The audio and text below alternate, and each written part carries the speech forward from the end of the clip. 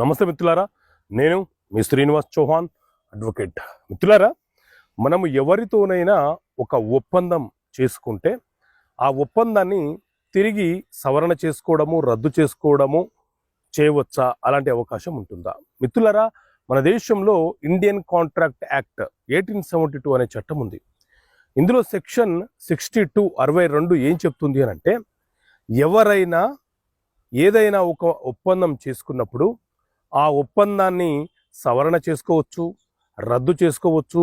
ఆ ఒప్పంద స్థానంలో కొత్త ఒప్పందాన్ని కూడా రాసుకునే అవకాశం ఉంటుంది. కాకపోతే రెండు పార్టీలు ఒక సమన్వయానికి, ఒక అంగీకారానికి వచ్చిన తర్వాత మాత్రమే ఈ ఒప్పందాల సవరణ అనేది చెయ్యాలి.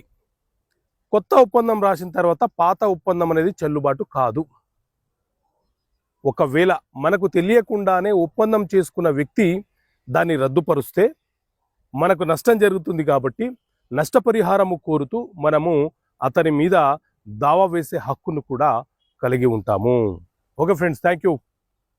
జై హింద్.